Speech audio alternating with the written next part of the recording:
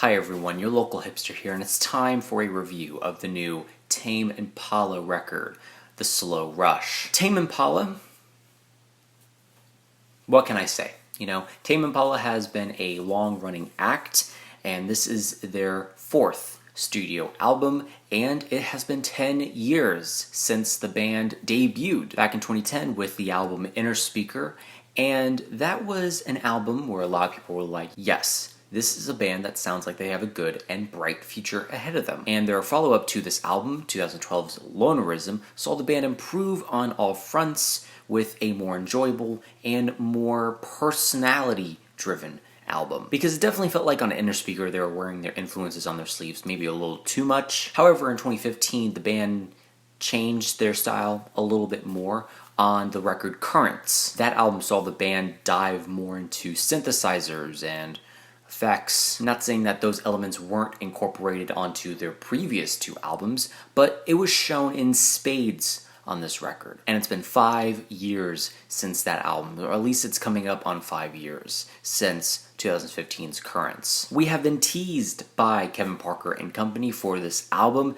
We saw a kind of a comeback single from them, the title being Patience. That was released in the first quarter of 2019, and throughout 2019 they released a couple more singles like Posthumous Forgiveness, It Might Be Time as well, but I was in love with the single Lost in Yesterday that was released really early this year. It was a nice catchy blend of psychedelic pop and a little bit of chill wave too, like very faintly. I did grow up in that era of the music scene where chillwave had a meteoric rise and a subsequent meteoric fall, so this kind of throwback-ish had a very personal connection to me. Also, the chorus on this track is addictive as hell, and it's so freaking catchy. 'Cause it might have been something, who's to say? Does it help to get lost in yesterday? It's such a good track.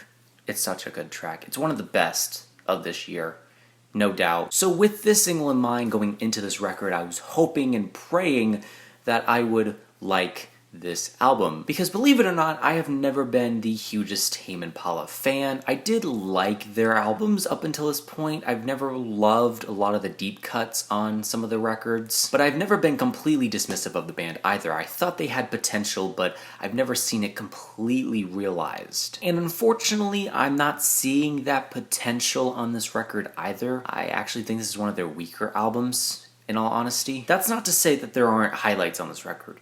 There are certainly highlights. One More Year is a very good start to this record, at least for me. It doesn't start off too flashy like some of the other songs on this record. It kind of eases its way into the bigger portion of this track. And when we kind of get to the climax of this song, it's just bliss. Bliss that's filled with a bunch of reverb and a bunch of delays, just a bunch of effects. The bridge on this track specifically is also really catchy too. There are other songs on this record that are catchy as well, but sometimes they could be kneecapped by the instrumental of the song, like the 6-minute track Posthumous Forgiveness, which for me personally started off really nice until we got to the second musical passage of this song in the latter minute, half, 2 minutes. It felt like this transition was awkward, kind of like a lot of the other transitions on this record. A lot of the longer cuts on this record have these kind of clunky transitions from one musical passage to the next. Like on the track Breathe Deeper, where it felt like at the 4-minute, 40-second mark,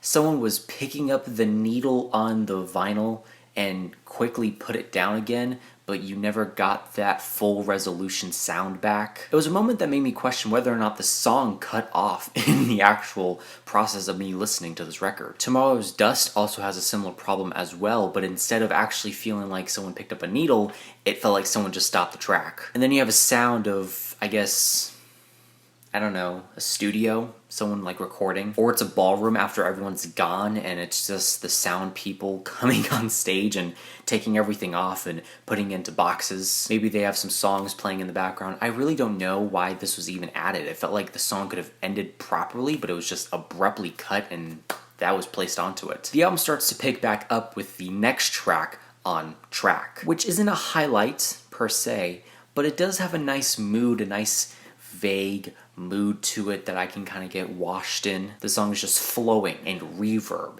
and delays and flanger. I always feel like I'm pronouncing this wrong, but flanger. Flanger? It's always a weird term. And these three songs on track Lost in Yesterday and Is It True accompany for some of the best moments on this record. Then we get to the track It Might Be Time, which, in my opinion, breaks up the track listing. It has the heaviest usage of drums, or at least the drums are mixed kind of loudly on this track. It doesn't feel like a synth passage. It kind of feels like a synth dance. And that wouldn't be bad, but it just kind of places itself in a very awkward position in this album. Like maybe if it was the start of the record, maybe if it was the middle of the record, I don't know. I don't really see this song kind of placing anywhere on this album. It's probably one of my least favorite songs. It's not bad per se, but I'm not loving it as much as some of the other songs on this record. The song Glimmer is a 2-minute interlude track that's not bad. It does have a nice instrumental to it. The beginning moments of this song start off with, I guess, in a studio saying, make the kick louder, make the drums louder, make the bass louder. Kind of feel like that should have been done.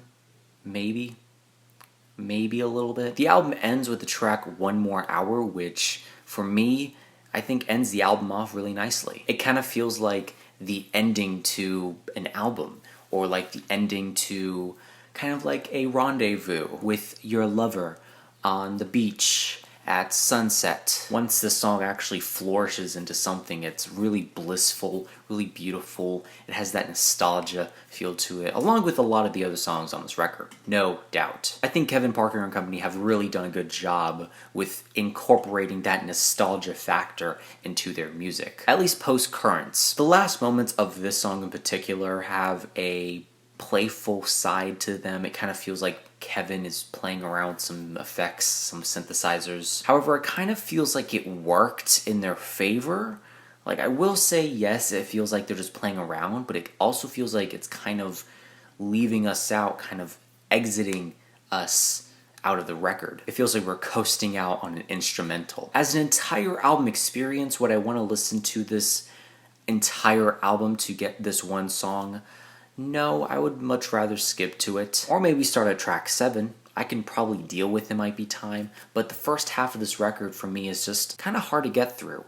It's kind of patience testing. There are some grooves here and there. As a holistic experience, and as one of the longest records in the Tame Impala discography, it doesn't really justify its runtime. 57 minutes of, at least for me, Kevin Parker and company on autopilot. And in a weird way, it kind of brings new light to Currents as an album, because I always felt like that album was good, but there was so much potential in that record. Knowing that this album is not as good as Currents makes me think, well, maybe Currents is their best album. But like I said, the slow rush feels like Tame Impala on autopilot. At this point, the band are just treading water. They're not creating anything new, they're not creating anything exciting, and they do have interesting moments on this record. I still love Lost in Yesterday, and I still love some moments on this record. As a holistic album experience, however, I'm not completely convinced. There's a lot of potential here, but it just doesn't feel tapped in. It definitely sounds like Kevin Parker can do so much more, and also cut it down too. I will say the songs have gotten lengthier. I did have a complaint with Currents, how some songs just didn't feel like they flourished all that well. We do have a lot of good beefy cuts on this record, but they do get a little tedious here and there. It feels like the band has perfected the idea of long songs, but not the actual practice of long songs. Extending your songs out to 3 to 6 minutes does not necessarily solve the problem that I had with Currents. It just creates a new problem in that sometimes sometimes most of the time on this record, songs can get stale, long-winded, and you just kind of see Kevin Parker kind of improvising, just seeing what he can do. Ooh, maybe I can add a little delay here, another reverb. But I digress. This record has its moments, I will not deny that, but for me personally, it's nothing more than a B minus. I was just a little disappointed with this record. Even as someone who doesn't care much about Tame Impala, this definitely feels like a step down. But I am curious to know, what are your thoughts and opinions on this album down below. Let me know what albums you want me to review next, and that is it. Leave a like, comment, share, do whatever you want. Let me know how I can improve future videos down below, and remember, this is only my opinion because music is subjective.